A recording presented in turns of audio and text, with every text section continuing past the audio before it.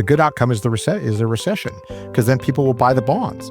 But if you keep trying to avoid the recession, and you cut interest rates too early, people won't buy the bonds, because the guys who bought them all when the price was wrong bought them because they were regulated to do so with an incentive to pay themselves for annual accrued income while they destroyed capital generation for somebody else's money. And those guys are full. They're full. They're not buying. Imagine spending an hour with the world's greatest traders. Imagine learning from their experiences, their successes, and their failures. Imagine no more. Welcome to Top Traders Unplugged, the place where you can learn from the best hedge fund managers in the world so you can take your manager due diligence or investment career to the next level. Before we begin today's conversation, remember to keep two things in mind. All the discussion we will have about investment performance is about the past, and past performance does not guarantee or even infer anything about future performance. Also understand that there's a significant risk of financial loss with all investment strategies, and you need to request and understand the specific risks from the investment manager about their product before you make investment decisions. Here's your host, veteran hedge fund manager, Niels Kaastrup-Larsen. Thanks so much for staying late in the office, which is always the case when you join Jem and I for these wide-ranging conversations. And we very much look forward to discussing what lies ahead of us in 2025. How have you been since I saw you a few months ago in Singapore? Great, busy. Did a little bit of traveling right after I saw you, literally right after I saw you. You did indeed, yeah. Worked through the holidays as my partners went off on some holidays with their families, and just been working ever since. And, pretty active start to the year. So it's good. Indeed. And what about you, Jem? How's Chicago this morning? Cold. That's all I got. In a word. Fair enough. Well, I think we're going to get our voices warmed up because it has, as Dave rightly suggests, it has been a pretty busy year already. And these conversations are always great to have in the beginning of a new year, as we normally do, so that we can kind of lay out our vision, so to speak, for the coming 12 months and hopefully create some value for our listeners. Now, before we jump into what lies ahead of us, I wanted to ask both of you actually kind of what your main takeaway was from last year. I know we talked about, we warned that maybe Japan, BOJ would be a key thing to keep an eye on, and so on and so forth. But there may have been another main event for both of you. So Dave, I'm going to let you jump in first. What's your kind of key takeaway from last year? Thanks, Niels. I think, in terms of the stuff we talked about, Japan obviously, super slow motion, but did end up playing a key role with the hikes. They finally got to, the first hikes in, decades. In July, triggered a little bit of the yen carry trade unwind. Jackson Hole pivot from Jerome Powell on rate cuts are to come. More yen carry unwind triggers a shock across a number of things, most in particular Japanese stocks, which had a really spectacular run up. Prior to that, had a really big volatility day, down 12%, two circuit breaker, down 10% stops in the day. And, and we're waiting to see what they do now next week. So that Japan was and continues to be I think something that we talked about last year. I'm very focused on. I think maybe some of the rest of the world is under focused on, given its relevance. I know Jim finds it very interesting and pays a lot of attention to it. I think probably the big, looking back now, maybe that we didn't touch on so much last year because it wasn't yet a thing. Probably the biggest thing, if you ask me, what was relevant to us in 2024 was the, eventual and over much of the year cheapness of convexity in FX space. I would probably say to people that, 2024 was to FX convexity what 2021 was to interest rate convexity.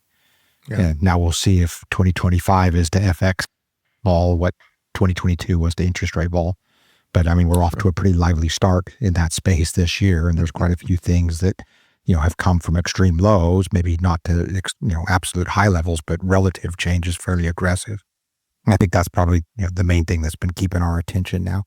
The election, the transition, very much a known turned out to not be a huge event, created some opportunities. And, I know you and Jim have talked about this over the months about the skew dynamic that's caused and resulted in S&P vol and the proliferation of call selling, and whether that's call selling to fund puts or just covered call writing, and what's that done to skew and done to spot vol correlation was something that even we got interested in and been involved in. And now, you've got the bull in the China shop, so to speak, as the Trump administration comes in with very different, at least indicating very different ideas around global trading policy, global monetary systems. I'm sure you guys are aware I've written a lot over the last few years about, the fragility of the global monetary system, the U.S. reserve currency role, and in particular, the relationship with China, but any other, I've written the note that should be coming out tomorrow. I've titled Deja Vu, and I've talked again about just nostalgia that I feel at the moment for the 1995 to 1999 period when U.S. equity markets just ripped straight higher, and the dollar ripped straight higher and tore apart all the rest of the world and everybody who had tied themselves to the dollar. And you see some sort of, similarities around that with the dollar strength since the Trump election, since the Fed rate cuts, the equity market strength, the higher, longer in bond yields, which again we saw after the 95 to 96 Fed rate cuts and in the 98 rate cuts in both cases. 10-year yields went higher, which is kind of unique. Obviously, people have been talking a lot. I think I heard you and Jim talking about it last week about what happens after the market, after S&P is up over 20% 2 years in a row.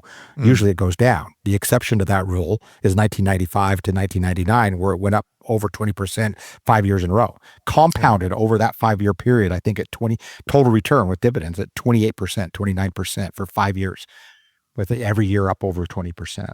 And, so that's my takeaway from last year. Yeah, sure. Lots going on and lots to think about. And I think a very key year. Yeah, no, absolutely. And we'll dig into lots of that. And it's great that you've already laid out some seeds for what's going to come up. But before we do that, love to hear your takeaways mainly as well, Jim, just to keep it even here. Yeah, mine will be a little more to the point. What a call by Dave, right? On how, Japan and the yen and that whole space was, which at the time was very placid, right? Was the next coming crisis or next coming vol event, I guess I should say. And he laid it out there well in advance when and I think the important part and what I kind of learned from Dave is the patience, right?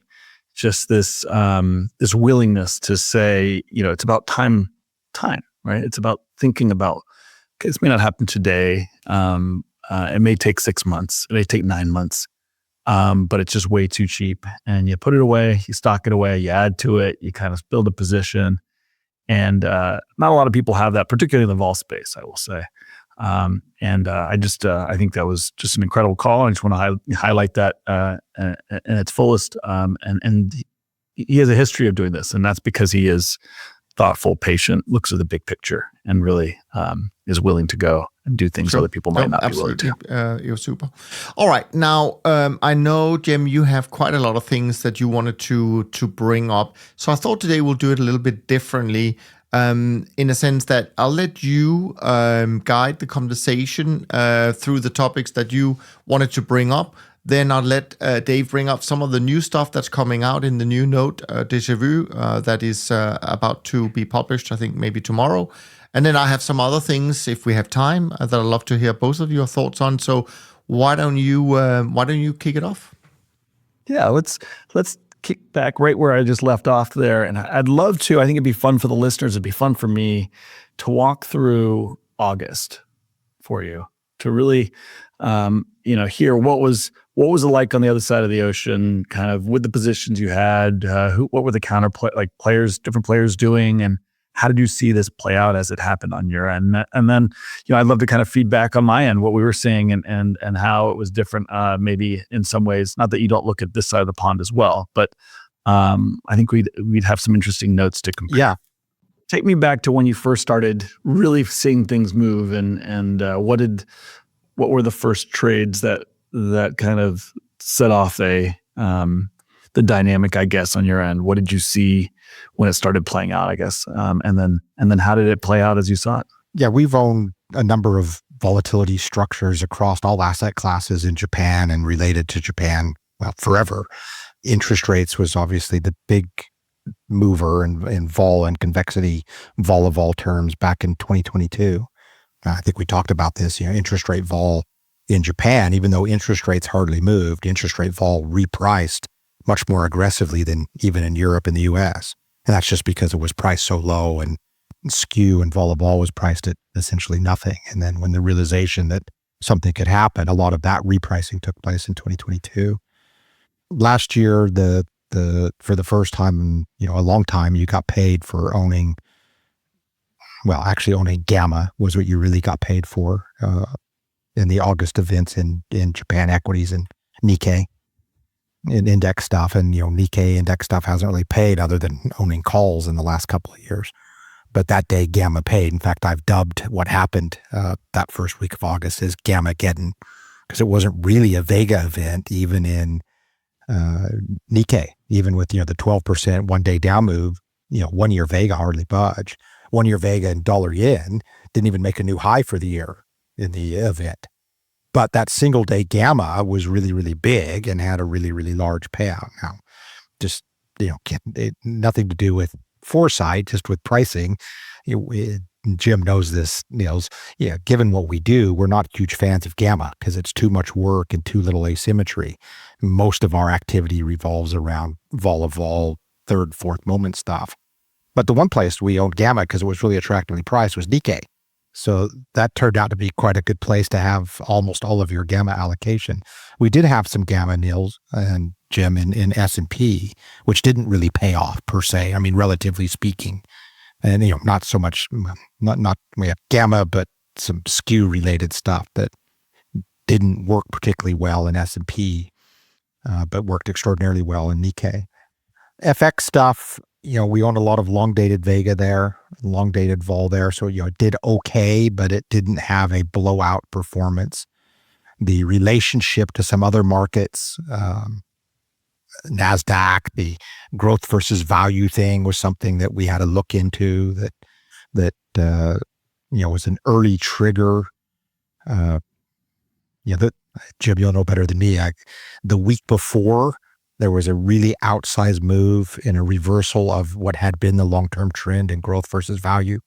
NASDAQ and Russell had a massive reversal, which was very clearly driven by pod shop, multi-strats, deleveraging, and that deleveraging getting triggered, I would argue, by yen carry unwinds, triggering correlation into NASDAQ, triggering correlation into growth versus value leverage structures. It's not, I don't think it's a coincidence that sort of the peaks of many of those markets that had performed so well, dollar yen, Nikkei, NASDAQ, coincided shortly after the launch, one of the biggest multi-strat launches ever in history in early July. And the unwind in August correlated with them unwinding a lot of the initial risk that they put on chasing everything to the top. And, the correlation that their competitors had benefited from January through July, they got in at the very tail end of, and that correlation turned around and slapped them in the face, and that risk unwind triggers the next round of risk unwinds for the next guy. And I suspect Nils and I were talking earlier that, this correlation issue likely continues to jump up and bite people, and kind of, I think, is a big part of the themes for next year. But, the Japan thing isn't over yet. Yesterday, after Deputy Governor Hamino's speech, most people were assuming they weren't going to hike next week at their meeting. But today, Ueda-san gave a speech, and everybody's assuming they are going to hike next week. I think most importantly, and people should go look this up, Hamino-san's speech from yesterday, he said something that I've been saying a lot. You guys may have heard me say this before. And he said it in a public speech, and I know it's something that's been discussed privately, particularly with the governor, Ueda-san. He said that, if the deflation and growth risks are behind us, negative real rates aren't appropriate. And so, as the way to Son it has sort of indicated the neutral real rate, the potential growth achieved inflation target isn't a negative number. If it is, you've got something structurally wrong with the economy that you should be fixing. And so the concept that they're going to try to get, from what are almost the most negative real rates ever right now, 40 years, to something that's zero real, means that there's many, many more hikes to come. But of course, it's Bank of Japan, so the pace is really hard to call. So much to dive into there. So fun to listen for me in particular, right? And there's so many. You can't see me on video right now, but I was nodding my head violently throughout the whole conversation. I think one of the more interesting things, as somebody here who is more tends to be more U.S. and Europe focused, is how well the gamma performed over there in Japanese stocks. As you mentioned, the S&P and local gamma had a historically bad performance relative to Vega. I mean, we had a 3-4 standard deviation difference in performance and correlation between the Vega and gamma moves. Not because gamma was so bad, but because Vega dramatically outperformed. And that was really a function of September through December vol, and particularly skew being dramatically undersupplied, world being really short of all of that, but having a overwhelming amount of August skew and vol against it across the market. And that was just summer vol. Again, nobody was expecting something to happen there in August, and partially because of the supply of gamma and skew being so high, reflexively people also assumed, well, it can't happen now. So it did. And when it did, obviously you had a historic kind of 3-4 sigma move in that relationship. Why, in my opinion, it bottomed so quickly?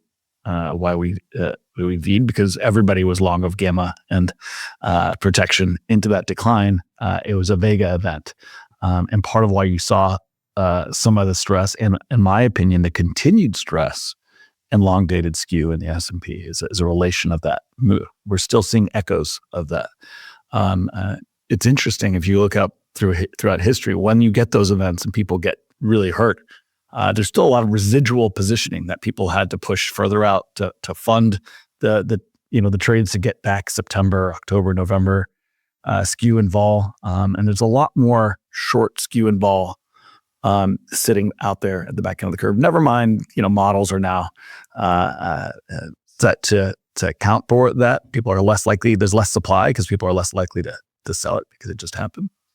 But also, I guess maybe most importantly, those things can lead to reflexively to bigger, more structural declines. And we've seen that throughout history. Once that long-dated skew pops and doesn't come back in, I think long-term capital management, that's a very specific example, but there's a million examples where that skew and vol goes higher, everybody's short of it, and it's a mark-to-market issue. And until people get it back, it will not come down. And that means in the case of a decline that is meaningful, there is blood out there in the back of the curve. So just know that that's still there since August. And I find that really interesting. The skew swap in the indexes is incredibly bid to long dated puts, and short dated puts are historically very low.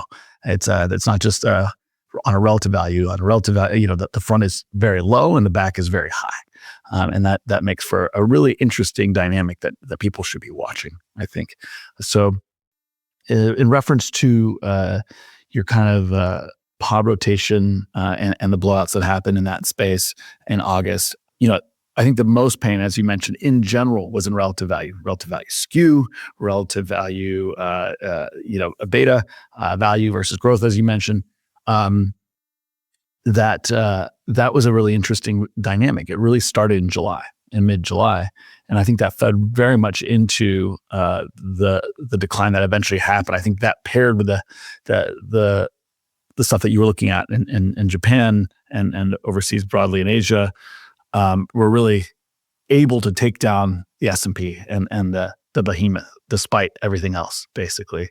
And so it was really fascinating. This is part of why I want to talk about it cross ocean, right? Like there was a very different dynamic going on over here. And this was very much focused over there and paired with kind of the stress from the Millennium pods and other pods that we know about that, and multi-strats that launched. Why did that happen? It started mid-July with, first from a positioning perspective, obviously everybody had been playing, long calls in NVIDIA and all these other tech names, and in short of Russell. And then we had a couple of really big players really starting in June make incredibly historic call bets in the Russell that really loosened up the value and upside call liquidity across the board in the value space.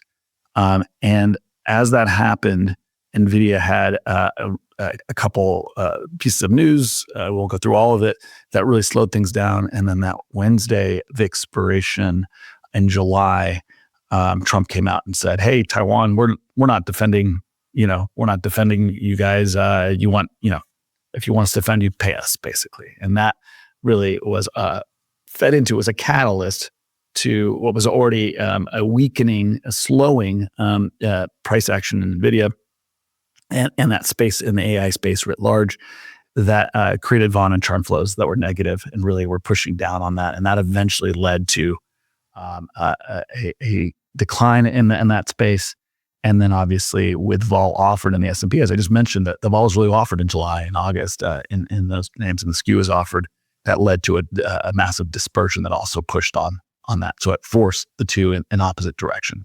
We saw that. We were talking about it in real time as it was happening, but that really led to some serious stress in a space that was very crowded, and it led to a pretty convex rotation there over the course of several weeks, and led to some initial pain, which wasn't direct to market direction, but you know how these things work. Once there's pain, that leads to deleveraging across all assets, and that was very much the case there. So I think those are the interesting parts of that whole story that I thought I could add from our side of things and what we were watching. But yeah, wonderful to hear your take and what you're seeing on your side, and to hear how different some of those aspects were, and how they all work kind of together. It's an incredible little symphony when you start putting it together and start seeing why things happen. So I don't know if there's anything else you would add to that, Dave, but yeah. I'll add one thing. We talked about it last year about how much of the structured product Asia time zone activity was getting sucked away from the Asian markets now that S&P vol and VIX trades 24 hours out here. And I think that had an impact. Really the S&P and theoretical VIX moves were much bigger in Asia time. And in a sense, because there's so much S&P exposure now in Asia, when that Nikkei sell-off, the whole thing took off on that Monday morning, the extremes on S&P vol took place in Asia time. It already happened by the time U.S. markets opened, and VIX had already, the theoretical levels of VIX had already corrected by the time. So I think it's interesting that is a sort of the first episode where really S&P vol in a shock event was driven in the Asian time zone. I think that. Yeah, I agree. That was fascinating, right? I think that's part of what caused it. It hasn't happened in so long, probably 30 years, like you were mentioning. The 90s, right, was the last time we saw Asia really take the reins. And so that was, I think that's part of why it took people by surprise. People just assumed the vol was so well supplied and skew was so well supplied, it couldn't happen. And that was a massive Vega move relative to the market move. And it was very short lived, and for a reason, because again, ultimately people were hedged on this side. But again, last thing is I would keep watching the knock on effects that are still out there from that move.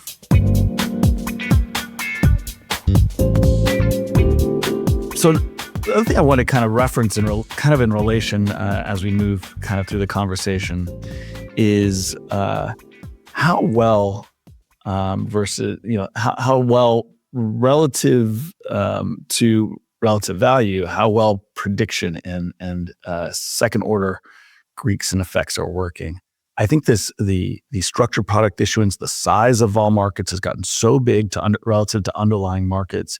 I find it incredibly interesting how poor relative value trading is working. It's actually the opposite is working incredibly well, right? Taking the other side of positioning better than it's ever worked. I mean, there are funds now. Capstone, I know, has one that's growing leaps and bounds that essentially just does that.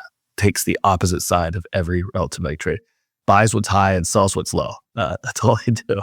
And it works incredibly well. It's incredibly counterintuitive to most people, but that's ultimately just betting against the positioning, right? Knowing that if something is high, that ultimately the world, dealers are short, and if dealers are short, it's going higher. Is essentially the way that works. I just find that it's the exact opposite of when I started in the business, right? When the underlying businesses, markets were dominant, and that you would see enough liquidity to push things back and forward, and be able to capture a real edge on just essentially market making. That doesn't really exist anymore. The edge in market making is informational. And that information and the ability to predict that drives is what is at an all-time best. And those two things are incredibly connected, and for good reason. Because if there's not enough liquidity to absorb the opposite, in the options market, the relative value trade, those trades that are high and low, they have to not make money. It's a relatively efficient market some way. And that's through the underlying, where the liquidity is, which is in the underlying market or in the vol itself directly, or in the skew itself. So this is why prediction tied to options markets works so well, and why the relative value is working so well. I'm sure I've probably said this to you guys before. I'm the simplest guy in the world. Positioning is the only thing that matters. Everything else is just gaming a flawed risk or prediction system, right? Positioning is all that matters, and I know Niels will agree with me. It's just let the market tell you what's going on. And then, I've taken it to a new extreme in my constant tirade that lots of my friends who are economists or forecasters or macro guys who have been, based upon economic fundamentals, forecasting a recession for 3 years now, and the markets keep going up. And, so I've taken it today. I say politics and geopolitics are downstream from economies, and economies are downstream from markets. All right. A recession is not going to cause a market crash. A market crash will cause a recession.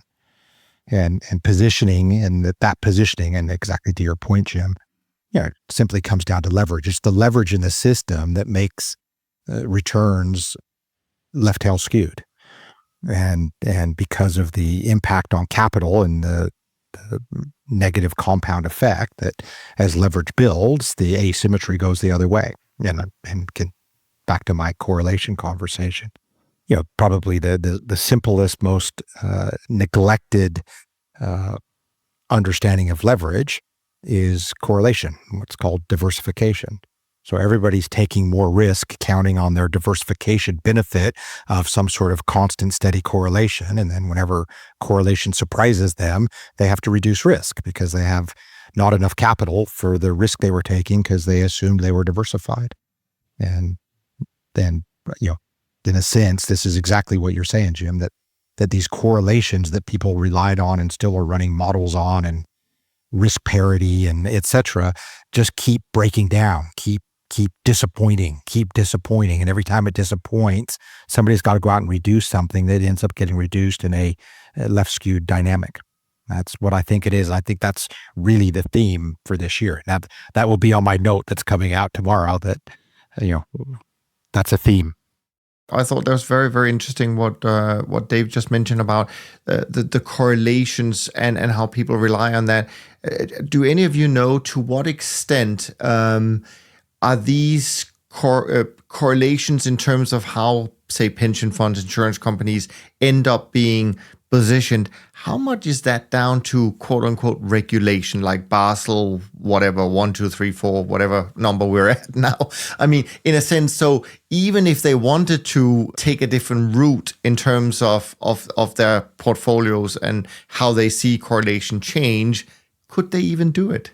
Yeah, I think it's a challenge because it's sort of hard coded, from the academia of modern portfolio theory and capital asset pricing model down to risk and accounting regulation. So Basel III in banks and IAS 19 in pension funds and Solvency II in insurance companies, obviously the one that's back in the news again, this recently liability driven investment schemes that say it's risk reducing to lever gilts. Well, it's obviously not risk reducing to lever gilts. That's nonsense. But the regulation says it is because the academia says it is, and the far too short 20-year empirical backtest said it was for a little while, and yet it's obviously not. And this is a big problem. And this again is why I've dubbed the coming regime correlation's a bitch. And that correlation, I mean, you look at the constant underperformance of risk parity type strategies over the last 5 years, 10 years, 15 years.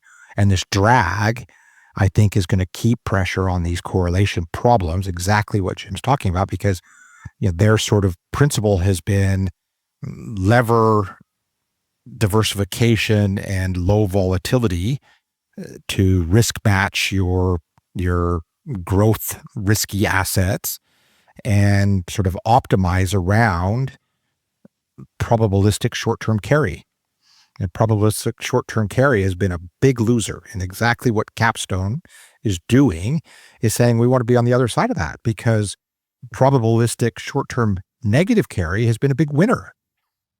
And so, as I said last year, that last year at the end of 2023, that was the second best 5 years ever for a portfolio of long beta, long global opportunistic convexity. Well, this current 5 years through the end of 24 is 0.3% worse than the previous 5 years. But the best 5 years ever was 1995 to 1999, when the S&P, like I said, compounded at 28, 29% for 5 years. And you had some of, well, certainly in my career, the biggest volatility events in history take place throughout that tearing apart, 50% appreciation in the dollar, 28% annual compounding of the S&P, rising U.S. 10-year yields twice after the Fed prematurely cut, and a destruction of currency pegs and leverage in emerging markets and LTCM in the course of it. And, it feels, that's why I titled that note Deja Vu. It just keeps reminding me of how I felt in 95, 96, going into that, and the pressure that was building on this, ties to the global reserve currency and the imposition of inflation as the Fed behaved wrongly for parts of the world that were tied to them. Now, so that again gets back to, sorry to jump ahead, Jim, but no, it's absolutely fine. Did any of you read the story that came out in the last couple of days where, I don't know if it was a pension fund CIO or someone with a portfolio responsibility who actually got somehow in trouble legally because he had followed an ESG strategy. So essentially, they now say, well, actually, you should have focused on returns, not on ESG. And I know this is one example. We may see more of these, which is, of course, a complete U-turn from where policymakers wanted us to go a few years ago. And I'm just speculating here if we could see the same when it comes to this model portfolio, that suddenly it's a fiduciary responsibility to make sure you have vol and you have trend following, because clearly they are risk reducing, but it's not risk reducing leveraging your bonds in an inflationary environment and having equities at peak prices. Yeah, it's explicit risk reduction, and it's mathematically supported and empirically supported, whereas modern portfolio theory and everything that's inside Basel III has no empirical support and no mathematical logic to it. And of course, as I say all the time, the fundamental flaw, and Jim's heard me rant about this, when there was beer involved, so it gets even livelier. The fundamental flaw is that there's no, benchmark for geometric compounding. And the objective for the end capital holder surely must be geometric compounding. But we've taken that away, and so it distorts all the math, and we apply math, wrong math to wrong solution. And so we end up getting precisely the wrong answers. But, the emphasis is on being precisely wrong.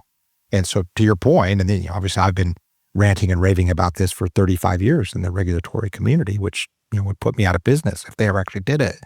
But, would make everybody have a much better retirement and in some of this destruction of wealth that goes on. So, I think people need to make noise about it. I think it's great that you raise it, Neil, in this sort of conversation and the benefits. I listened to your guys' group calls, 2-part group calls, and, conversations about risk and uncertainty and the same stuff that I speak about all the time. And the fact that, I think it was Andrew Beer who says, I go meeting after meeting and show people, here's the solution.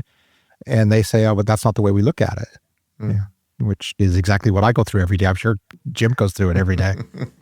Yeah, I think we're all preaching to the choir here, but maybe somebody's out there on the other end of the line, listening. I mean, to simplify it, I mean, I mentioned this on a recent conversation with Niels, but I was at a recent endowment conference, and the amount of groupthink, the amount of just unwillingness by 100 seasons, probably the average time that those people had been in that seat was 25 years, right?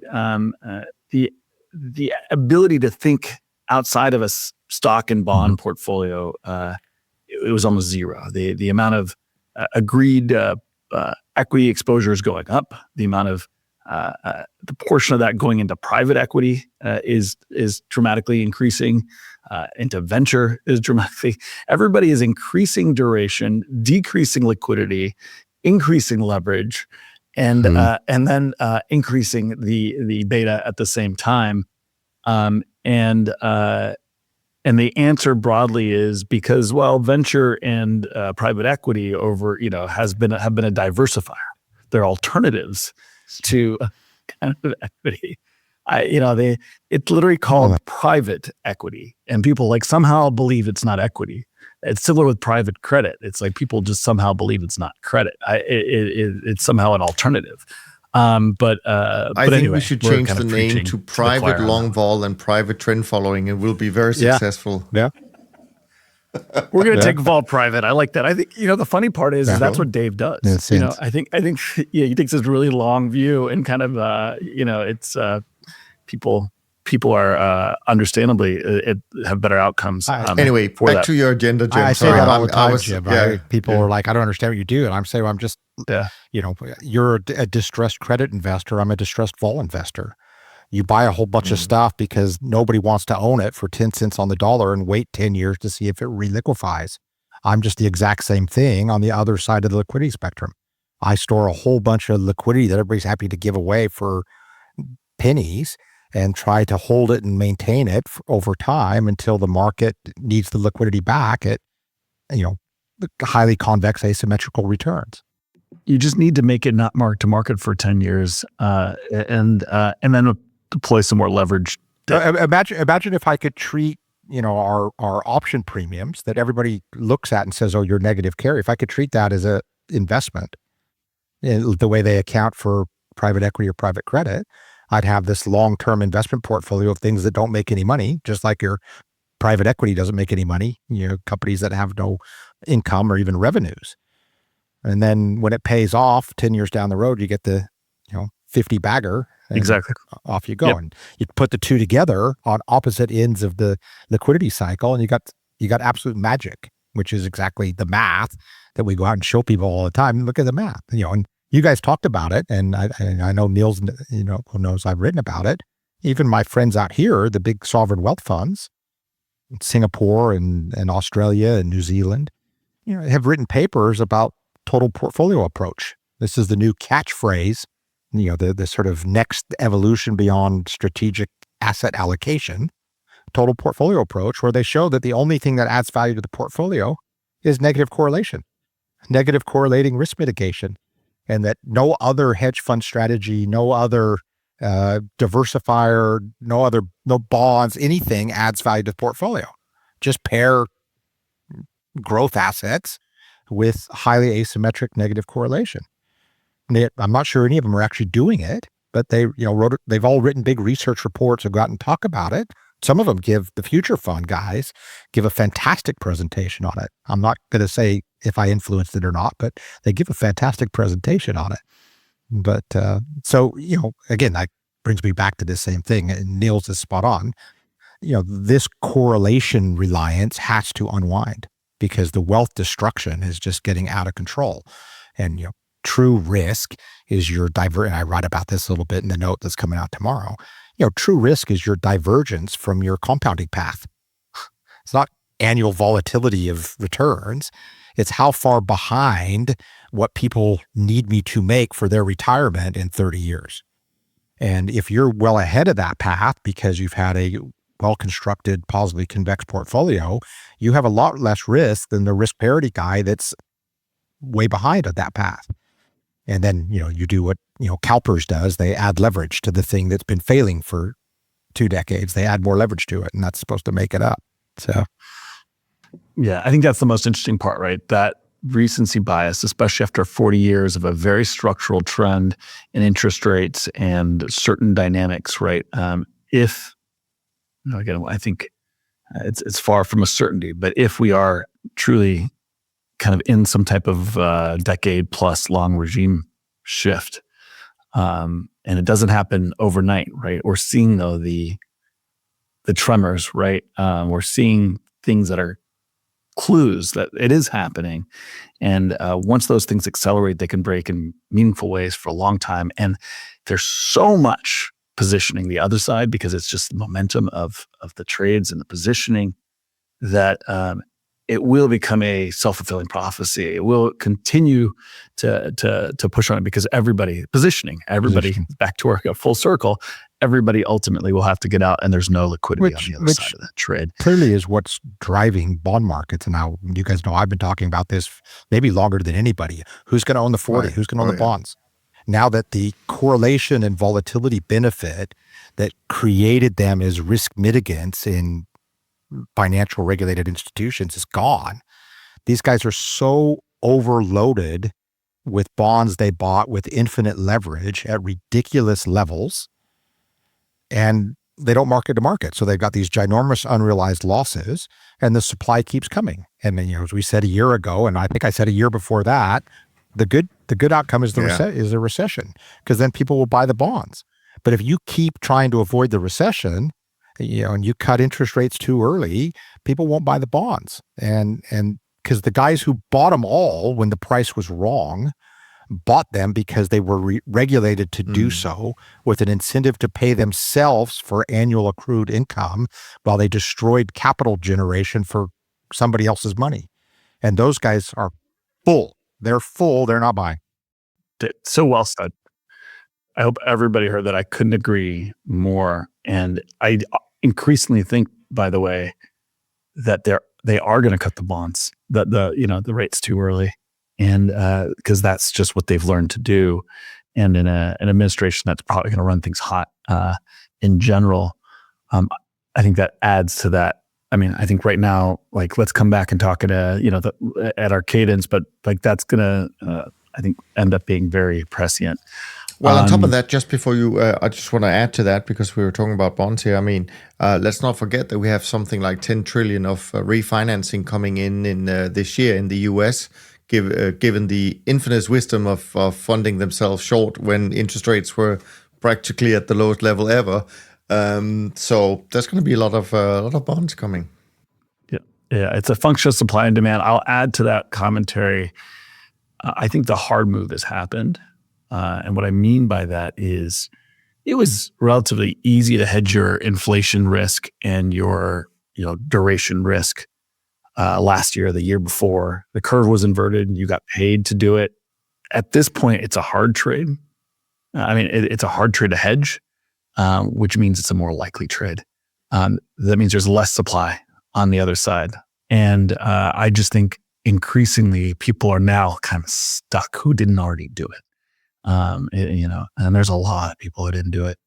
I'd say the majority of people haven't, because I'm still, which the wild thing is, the more I talk to people outside of our kind of vol space or even the rate space, I increasingly hear, well, the 10-year hasn't gone above, 5.5, right? For 15, 20 years, it's not going to 6. I literally just went out and said, I think the 10 years going to 6.25, and people's minds exploded as if we didn't just move 100 basis points in 3 months.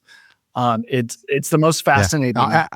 With rate cuts. Yeah. Yeah. With rate cuts, right? But the Fed's going to cut. Well, how well did that, work out those last 3 months, right? This was after it went from 50 basis points to 500 basis points in 18 months. Correct. So as I always say, and I may have said this to you guys before, but when I'm at some sort of risk conference, risk institute, chief risk officers dinner, et cetera, and risk management people, forget portfolio managers, investment managers, but chief risk officers tell me about what they're worried about, and they're worried about geopolitics here or recession there or whatever. And then when they finish, I always ask the same question. Okay, what are you doing about what you're not worried about? And then they say, well, what do you mean? I say, well, were you worried about missing a 30% up year in S&P in 2019? Were you worried about COVID in Q1 2020? Were you worried about the recovery post-COVID? Were you worried about inflation, 9, 10, 11% in developed markets in 2021? Were you worried about 500 basis points of rate hikes in 2022? Were you worried about missing NASDAQ up 54% in 2023? Were you worried about the second back-to-back year of 20% plus S&P? No. But it strikes me that it's all the things you're not worried about that are driving your underperformance. Because you're wasting all your time trying to structure things to what you think's going to happen, and allowing forever on both the good and bad sides of the distribution, underperforming away from what you think's going to happen, which is always what drives your returns. And then, you always go and explain after the fact, well, of course we're driving slowly. We have no brakes on the car. Well, yeah, this year, Jim, more than this goes on every year for me, but more than ever, at my sort of approaching year-end conversations with investors and people we talk to a lot that aren't maybe investors, the dichotomy between the guy who has really efficient, negatively correlating, high convexity protection and aggressively out taking risk, right? Like I said, have just come through the second block of best 5 years ever, and they're calm as they could be. They're going out for a Sunday drive. They're pointing at the most beautiful mountain covered in snow and saying, let's go drive up and over that, see what we can find. When I'm talking with all the guys that we've been talking to forever that are still running traditional correlation-based, diversified portfolios, heavy bond weightings, maybe levered bond weightings, all they want to talk about is what could go wrong. What could go wrong? They're so anxious. They're so keen to collect up their, bear porn trophies to take to the investment committee and justify why they're driving so slowly. They're out for a Sunday drive with no brakes on the car, and they're absolutely terrified. And all they could talk about is, what can go wrong and how prudent they're being, making, mid-single digits in another year when equity markets are up 20%. And just falling away from their path, because the opportunity cost of missing those opportunities in this very noisy path of compounding is every bit as bad as losing money. But nobody treats it that way. Drives me nuts. Let's talk about those breaks, shall we? What are the best breaks right now? Let's start in the bond market. I mean, if you had to put something out there in the bond market, right, to really just get you convexity, so you could not just sleep at night, but as you mentioned, really take risk in what is a world of opportunity right now. Are there certain I don't want to tie you down to a specific strike or expiration or anything like that, but like if you were to as I know you are prone to put something on in the rate space in particular, what would you be looking at? And then you feel free to bring in the FX space too. I know you that's obviously a huge opportunity as well. I'd love to just hear your thoughts. So, the rates market is complicated. It was unprecedentedly cheap at the end of 2020, stayed historically cheap through the middle of 2021, started to reprice when Reserve Bank of Australia lifted their YCC at the end of September. And then all of a sudden people realized, oh shit, euro rates could go up too. And, then eventually yen rates could go up and everything started to reprice aggressively.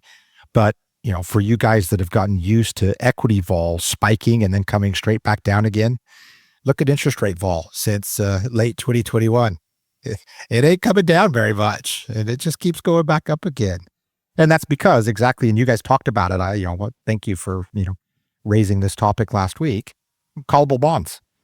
Callable bond issuance was the thing that drove that vol so low in 2020 and 2021. And it's the unmarked-to-market losses, unrealized losses of all those callable bond holders. You talked about a retail guy who owns municipal bonds that doesn't realize that his call maturity isn't his actual maturity when interest rates go up. But the biggest buyers of those callable note structures were Taiwanese insurance companies and German pension funds and Danish pension funds and Korean pension funds and Japanese banks. And all this stuff is sitting there just trapped. And you use that word exactly. It's just trapped. It's stuck. The pipes are clogged. And that keeps this sensitivity to interest rate vol. Now, interest rate vol is not noticeably cheap in general, but in the markets where there was the big destruction in interest rate moves, dollars and euro, the management of the VANA and the Vega duration of those Bermudan structures meant that they had to desperately buy back all the front end vol that they had sold to the original call date on a assumption of 100% probability callable bonds always get called because interest rates never go up. Eventually had to sell that vol out to the terminal date. So back end vol, you got, the most extreme inverted vol surfaces and interest rates you've ever seen. And so the cost benefit of owning extreme long dated back end interest rate vol makes it very attractive because the inversion of underlying term structure and vol term structure and pricing has made it carry neutral at worst, if not carry positive to be long. And it sits there and has big potential payoffs should, as we keep talking about, anybody decide, shit, I'm going to cut those positions. Taiwanese insurance company is going to come back and unwind those structures and buy back the vol. And if that happened, the system wouldn't know what to do with it. It would be a vol shock of epic proportion, particularly in the euro.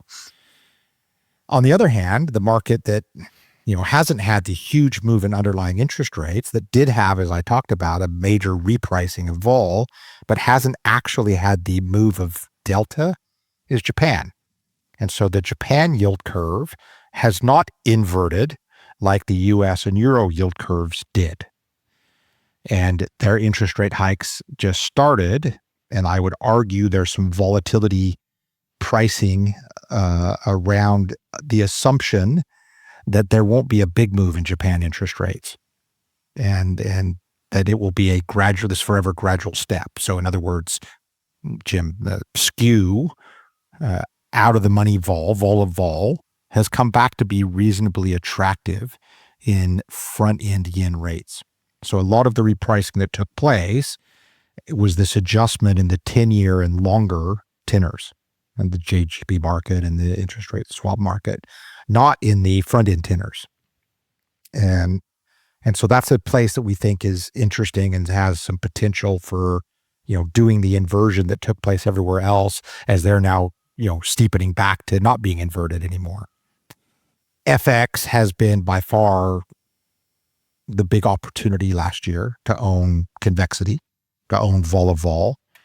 And that was, across, and I stuck pictures in my, I think starting in April in my monthly updates of the Euro 25 Delta butterflies, and drew red circles around the lows that always seem to occur right before the reflexive unwinds, and drew a red circle around March. And that's an example of one that I don't mind sticking in a write-up because there's plenty of liquidity in Euro FX vol. My needs aren't going to impact that market. Nobody's going to chase that away. So, but there's a whole bunch of other markets that I wouldn't talk about or draw pictures of. But I can say that particularly around Europe and Euro space, vol got very, very cheap. initially euro versus dollar, Swissy versus dollar, then eventually the crosses euro Swissy, euro sterling, probably the one that was the last one to stay cheap. And after this week is not cheap anymore. And, raises questions around if this current move triggers that reflexivity as we, step out of all-time extreme lows for vol, but for vol of vol and convexity pricing. So that's one I think people should really keep an eye on right now because it just started to move last week.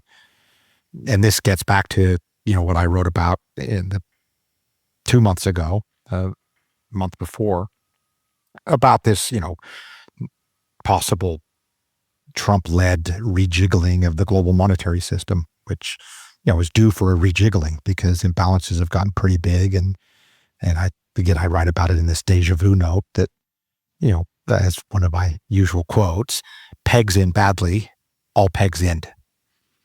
And, you've got a number of very notable pegs or quasi-pegs or highly managed currencies, the two most prominent ones being the two, the second, third largest economies in the world, China and Europe. Now, one is an external peg, one is an internal peg. But both of them have created unsustainable imbalances that maybe the Trump wagon is going to kick dirt on and see if he shakes them up. And obviously the market pricing for that, has taken place again. And, People's Bank of China is back to trying to manage their fixing methodologies and keep the currency from weakening. And obviously Euro FX vol and had already gone up quite a bit, and Swissy FX vol, and now sterling and euro sterling going in the last week or so quite aggressively. So those are kind of the main things we've been focused on. Now, as I said, we've looked at S&P vol more than we've looked at it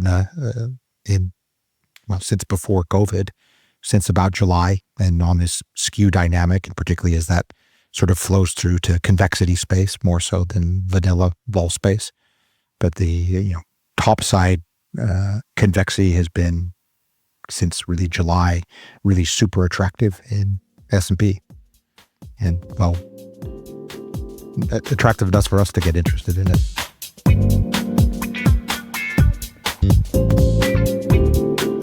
If you look at a big picture analysis, we've been hammering on this idea for years now that well before FX and interest rate vol picked up, that those volatilities for a decade, this is a secular opportunity in our view, should be dramatically higher.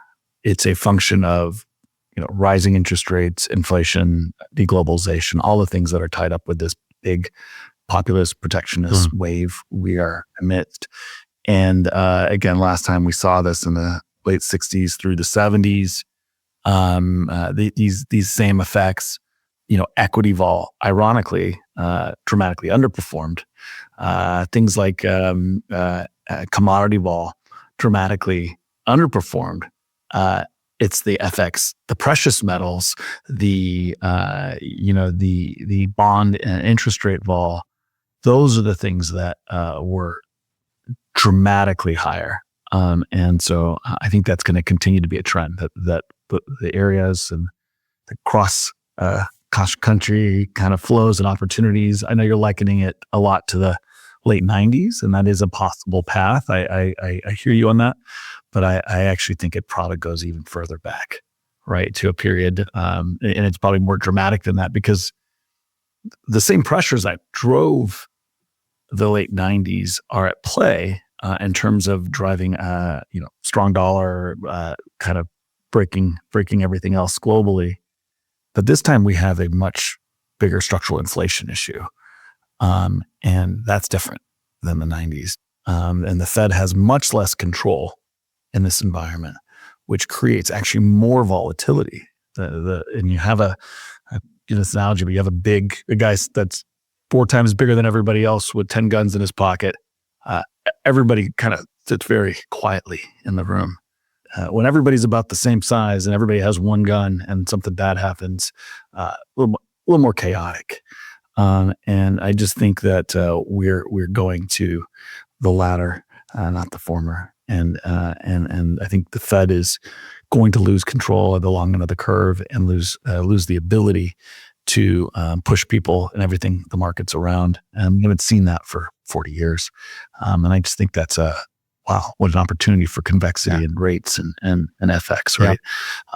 It's so I agree again, more. my deja vu nostalgia. I mean, it so reminds me of 2006. I mean, sorry, 1996 right now, 1996, and what you could see and the pressure on, my Hunger Games analogy that, that had been so easy for these peg currency countries from the, post the, super aggressive 92, 93 Greenspan rate cuts and the massive outflow coming out of Japan with all the stimulus as their bubble was bursting.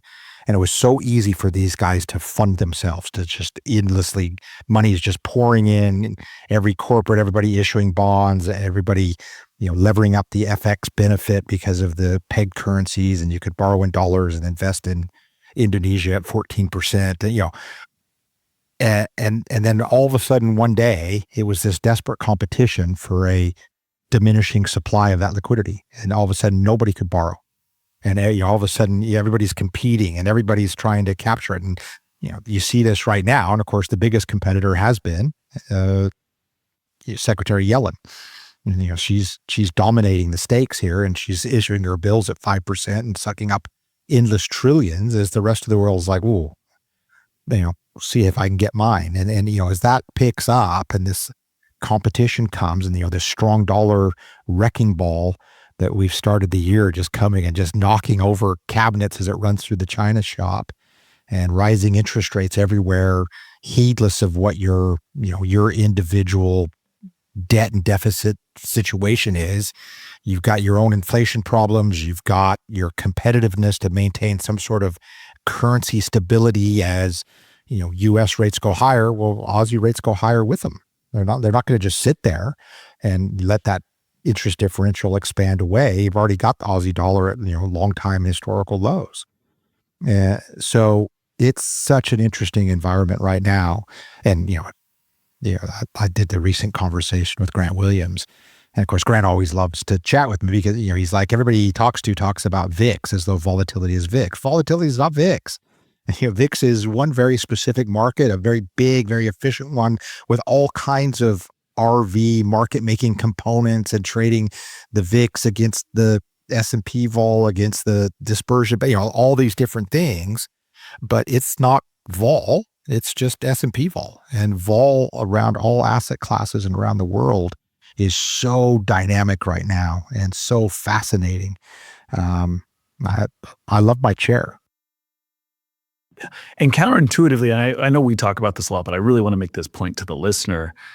Because the focus is on the VIX, because that's how people tend to hedge, counterintuitively, it creates, exactly going back to the beginning of our conversation, the opposite effect is that vol actually tends to underperform relative to the places where people aren't hedging. And that's another argument for FX and interest rate vol and some of these other places to look. Other than the big macro picture, the hedging is not one-sided in a lot of these other markets, or to the extent they are, they're no longer compressed in a way and dominated in a way that maybe S&P vol is, and I think that's important. I do think that this idea, which was not a question or thing that I intended to talk about, but I find it fascinating, of thinking about 95, 96. 97, and then comparing and contrasting that to kind of the 60s and 70s analogy and metaphor. It is kind of almost leads to the biggest question that's in my mind, which is, are we really heading for a right tail kind of event where it's more like you alluded to 98, 99, 2000, right? That comes after. Or are we heading into a more sustained structural decline, or a 60s and 70s type scenario? Those are two very different outcomes for markets, but they both had at the center of them this very same pressure, right? And started the same. I think the difference, and I'm just kind of spitballing as I go and talk through this, is really the Federal Reserve's ability to be dominant in the 90s, to be able to be a bully and to force its will. And that's what led to that blow off kind of tech bubble.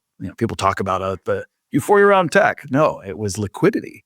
It was the first time that bazooka of monetary policy was deployed, right? Greenspan took that natural rate of inflation and lowered everything and unemployment, and he really started what we have now seen for 25, 30 years.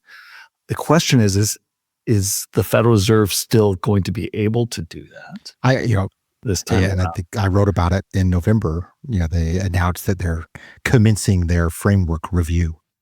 And so they're going to go and review the framework that last came out in August 2020 with the inclusion in the framework of average inflation targeting. I assume they'll be taking that out in the new framework.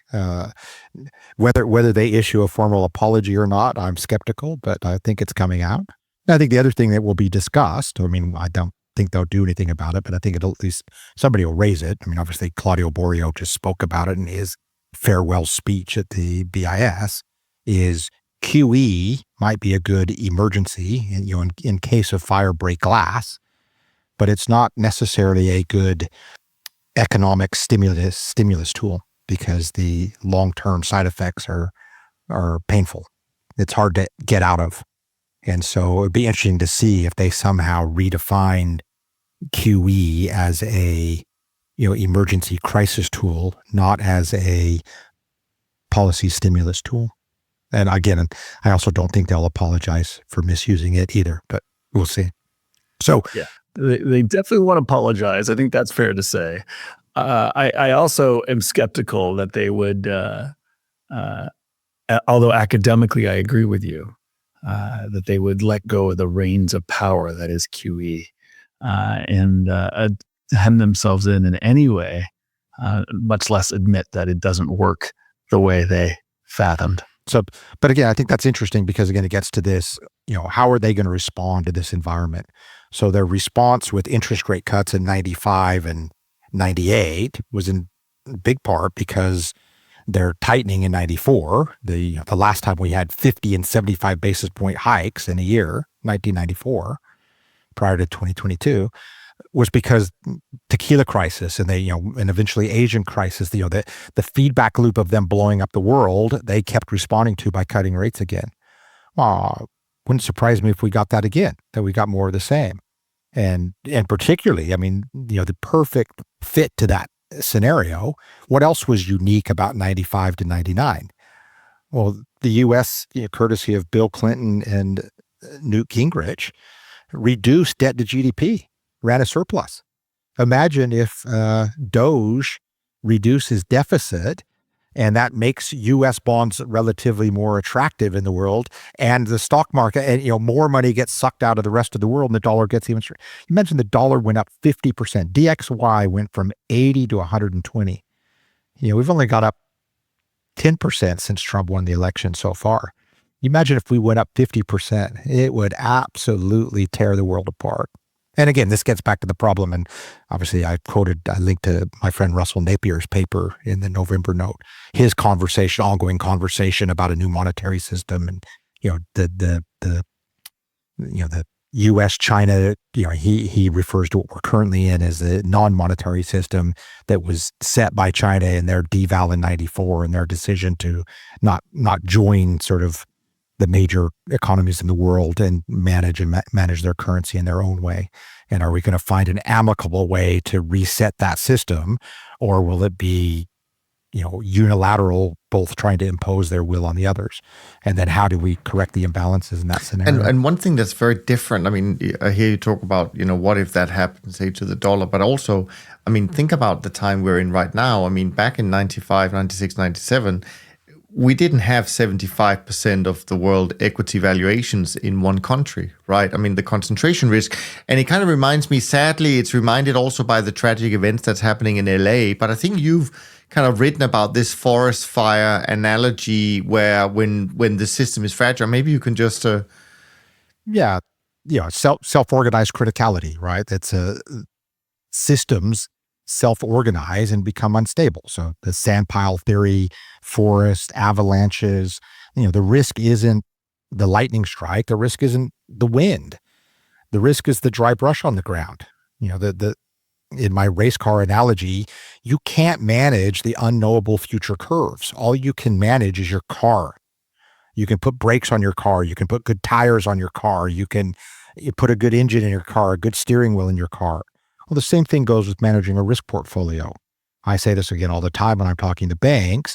Risk isn't something that you think may or may not happen in the future. Risk is on your balance sheet. Everything you need to know is right there on your balance sheet. What are you vulnerable? What makes you vulnerable? Well, I'm vulnerable because there's too much dry brush. We haven't cleansed the forest. We know there's going to be droughts. We know there's going to be winds. We know that there's going to be lightning. It's something, there's always enough. You get enough dry brush, it'll find a spark. But the risk isn't the spark. The risk is endogenous. It's how you prepare for the inevitable. There's going to be a sharp curve, so better to have brakes on your car. All right. And so, that's, I hate to even talk about it, but it is such an obvious analogy that all of the risk takes place, all the risk management should take place before the fire starts. You should have water reservoirs full, dry brush cleaned out, fire breaks cut, wood roofs replaced with plastic roofs, brush cut back away from house. All these things, risk is subjective. Risk is yours, and it's not some sort of average of 200 parallel universe. It's not an ensemble average. It's a time average. It's a path through time, and you need to avoid things that you can't recover from. So if you don't want your house to burn down, you need to find ways to protect it. Now, you can buy insurance. If somebody's willing to sell you fire insurance in Los Angeles and California, buy it. Because you'll find out, as apparently they found out, as you get approaching more and more fire risk, they'll stop selling insurance. All right.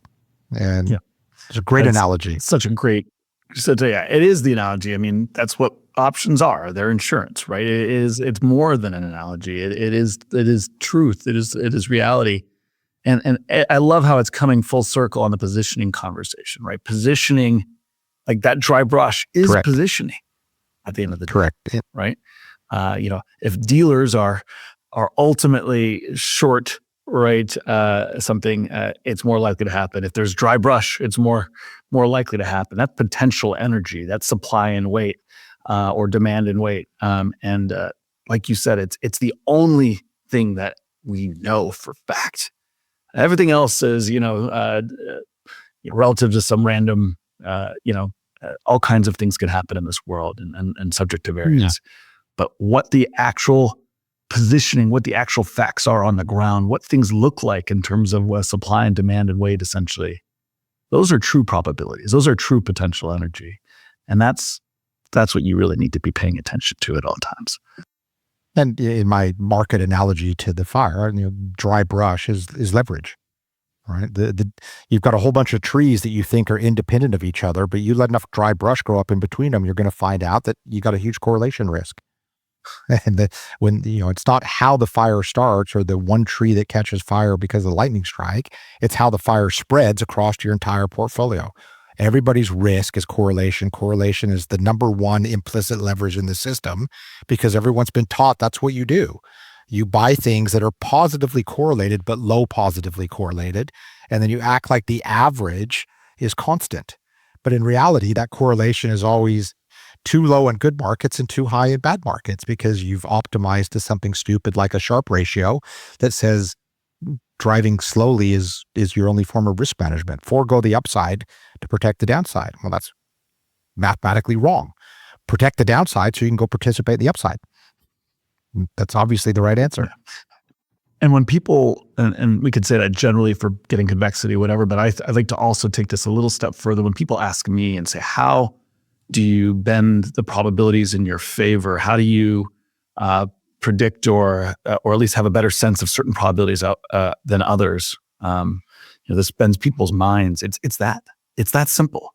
You look at the market structure. You look at what's likely and probable based on how the world is positioned, right? And everything flows out of that. That's what the opposite of that is the distribution of outcomes, not some log normal distribution, right? And I think that's really such a critical conversation. And then that again allows me to give away what we actually do, give away the secret, right? We're not trying to guess how the fire is going to start or where the fire is going to start or when the fire is going to start. We're just trying to recognize where the most dry brush is in the forest. And we can do that because defining that dry brush as leverage, it's indicated by the price for that leverage in the form of volatility supply. So we just need to go and find, because regulations force people to price risk inversely to risk. We just have to go and find where the insurance is the cheapest, because that's where the risk will be the biggest in a financial market, because it's driven by this leverage implicit in fall selling. And obviously this is, a trading financial podcast, but this is true for life. It's true for policy. It's true for every aspect of life. And I think we'll be the first to tell you, once you start thinking about these, once you become a vol guy, you become a bit of a, you think everything in your life you think about in this way. But I think it's so great to bring in the fire analogy into that picture as a result. Let's keep on this positioning idea. And I have like one big question in terms of positioning. I think it's interesting sitting over in Asia, how familiar you are, especially given how long you've been doing this, to think about structured products and structured product issuance. Here in the US, we're not as accustomed to, especially given the size of our market, to those effects becoming dominant, right? Or at least in some way so meaningful that they bend those probabilities like we just talked about. They're increasingly bending those probabilities here. Structured product issuance in 2 years is twice now tied to the S&P 500, and in particular here in the US, twice what it was just 2 years ago. Global structured product issuance is also broadly doubled, but again, much more focused here in the US. We're talking $500 billion of issuance per year 2 years ago to $1 trillion. Those are some big numbers. And that doesn't include all of the ETFs and all of the other products, mutual funds, and that are, some are $40 billion, $50 billion each. The JEPI, structured, hedged equity, for example, is I think up $50 billion now. So it's really something to behold. And I would argue that it's not slowing down, it's accelerating for all kinds of reasons. And actually it makes sense in a sense. You and I were talking about alternatives right here. Like, people need an alternative to beta. They can't do private equity or private credit anymore. They need to find something different. And options and derivatives and optionality allow for a non-directional, right? A diversification of that risk, whether you agree with these structured products or not. They are in a sense diversifying parts of the risk, right? Not all the risk for sure, especially given that a lot of them are vol selling. But I just wanted to ask, given your experience, do you see if this continues to grow, particularly, if we see the same trends, if equity 60-40 doesn't work, if the equity part and the bond part of the portfolio over the next decade perform poorly, which I actually expect that it will, and structured product issuance just grows and grows and grows, are we going to turn into Japan or Korea from the 90s? Talk to me about your thoughts, how that played out for people who don't understand kind of the structured product issuance and how that changed market structure out there. I'd love to have just a little bit of a conversation about this. Yeah, it was really driven out here from the financial repression imposed by currency policies, mercantilist policies, beginning with Japan and then Taiwan, Korea, Southeast Asia, China, everywhere, as interest rates were, too low on the global savings side of the global balance sheet, and still continues to be much more prominent out here than it is even in the US and Europe with the growth you've had. I think I saw I think it was a Goldman Sachs note that, the growth in Asia last year was bigger than Europe and the US, starting from an already higher base. Now, of course, out here in the US, it's very dominated in the equity space. Out here, it's across anything and everything. Now, the biggest, again, we mentioned it earlier, the biggest structured product in the history of the world is callable bonds. And the Bermudan swaption structures are just absolutely massive, and has gone on for years. I think we did the first one in Korea in 1992. So in Korean won. So yeah, that's how long it goes here, to the point where I think I mentioned this before, that, at the sort of peak pre-COVID, Korean pension funds, which are, massively overweight in fixed income, 60% of their fixed income was in callable bonds that were accounted for to the call date as duration. There's some serious hidden leverage in the duration risk there, and it still probably hasn't been unwound. But there was a pretty good blow up in Korean rate vol was probably the first one to really blow up in 2021 for exactly that reason. It blew up in 2016 when Trump got elected and yields went up again. Yeah. So, it goes on out here. FX has been the big thing because it's the thing that's been most stable. So interest rate, callable note structures was it's riskless leveraging duration when interest rates were at all-time lows in 2020, 2021, 2019 even. Last year, FX has been the big game in town, and the belief in stability and historical lows and volatility, not just in, actively managed, pegged EM currencies, but in euro and sterling and Aussie and, in free floating currencies that got to historical lows is I'll argue, the effort of maintaining commonality in monetary policies, kept currencies, very tied to each other in their movements, kept correlations across cross-currency pairs at real historical highs, and then that vol supply is what comes in and compresses the convexity, the skew, the wings gets compressed, and so you get these dynamics, that interest us, where you're implying that we stay at historical highs of correlation after a 3 standard deviation move. Well, that's obviously not possible. Just like you were implying that vol of vol would be zero after euro interest rates went up 300 basis points. Well, obviously that's not going to happen. It's just not possible. You can't have the biggest move ever in vol of vol be zero. You can't have the biggest move ever and have the highest correlations ever, because it must have gone down because they moved relative to each other. So, this, again, I think we talked about this last year, what, was really this dynamic over time out here was the extension of duration, and that vol selling that all nibbled at the front end and built over time. As vols got lower and interest rates got lower, the structures became longer and longer dated. And you got the dynamics where you had inverted vol term structures and inverted skew term structures, in particular out here in equity markets up till COVID. So that dynamic we've not yet seen in the US, and however the deals are getting done and the short dated nature of it, they aren't doing stuff that is the real skew destroyers that eventually you got to out here, the accumulator type products, auto callable stuff that was really aggressive on skew and became aggressively long dated, that allowed for guys like me to do 3-year, 5-year variant swap type structures.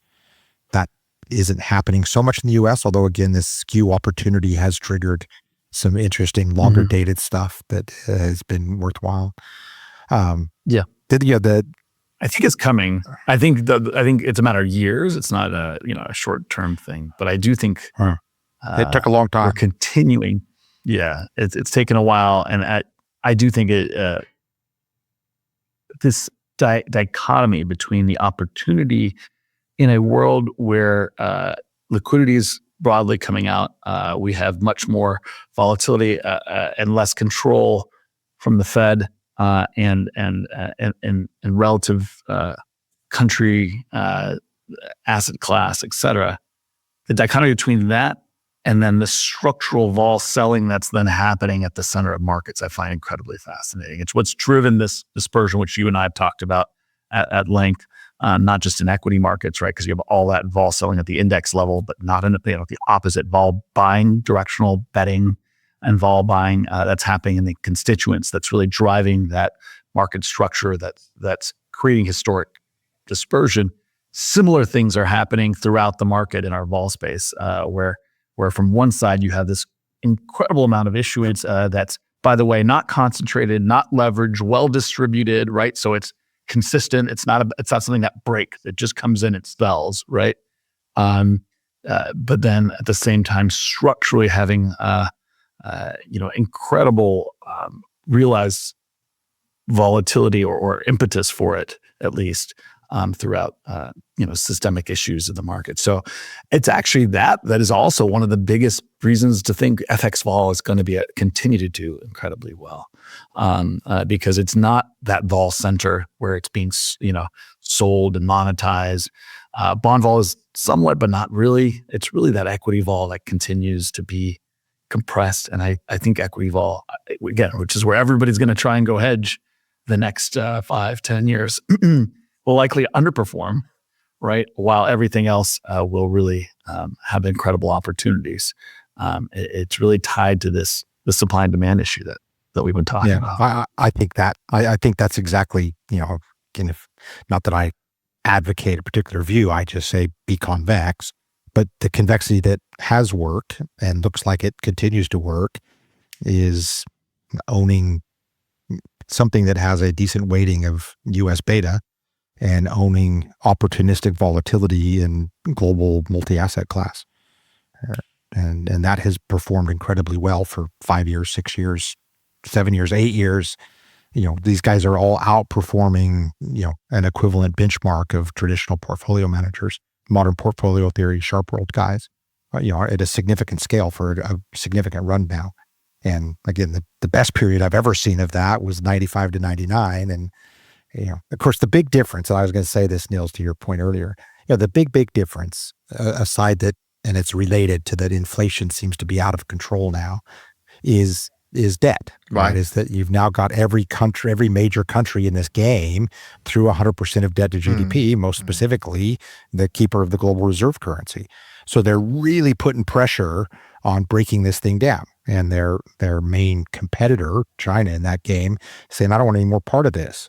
And so the challenge is to get them to amicably come together and do a Plaza, Louvre Accord, Shanghai Accord in some sort of amicable arrangement seems less and less likely, which means the imbalances get torn apart in a far more abrupt, conflict-driven way, right? And so, which, by the way, is what will ultimately force it to get done, right? I agree. It's got to be painful. You have to have that crisis right before people are forced to do something. And I do think that's probably coming. It's just going to be, before that comes, you're going to have some pain, right? And I think this is, when I say big, I think Bretton Woods type big. I think we're going to have some really incredible, and we're not talking in 10 years. I'm talking in the next 2-3 years. I think it's going to come to a head much quicker than people realize, because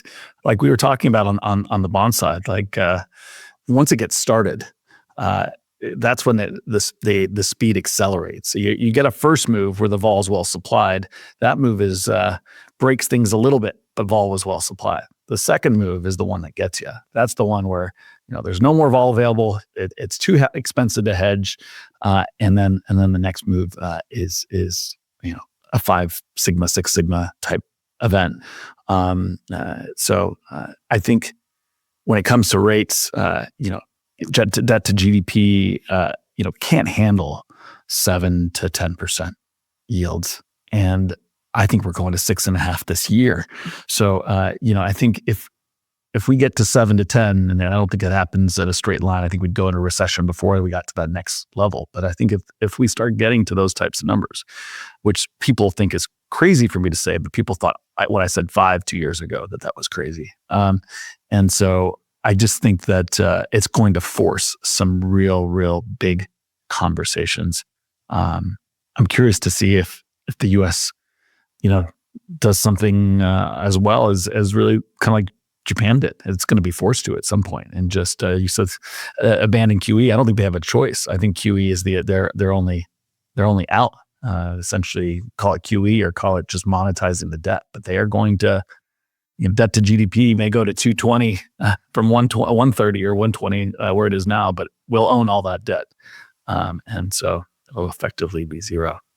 Interesting times ahead. Again, we could talk for 3 hours. We're at the hour and a half mark, but it's a good time to wrap it up for this time. I mean, speaking of big conversations, it's been big today. It'll be big the next time, and maybe it won't be a whole year before we do this because there is quite a lot to discuss. And I think we did pretty well in getting to many of the sort of interesting topics that we are faced with right now. Now, to all of you listening out there, if you also appreciate all of this information that Dave and Jim has provided, head over to your favorite podcast platform, leave a rating and review. Make sure you follow both Dave and Jim, and make sure you read the new Deja Vu when it comes out tomorrow, hopefully, that Dave so graciously published on LinkedIn. At least that's where I get mine from. And from Jim, Dave, and me, thank you so much for listening. We look forward to being back with you as we continue our global macro series. And in the meantime, as usual, take care of yourself and take care of each other. Thanks for listening to Top Traders Unplugged. If you feel you learned something of value from today's episode, the best way to stay updated is to go on over to iTunes and subscribe to the show so that you'll be sure to get all the new episodes as they're released. We have some amazing guests lined up for you, and to ensure our show continues to grow, please leave us an honest rating and review in iTunes. It only takes a minute, and it's the best way to show us you love the podcast. We'll see you next time on Top Traders Unplugged.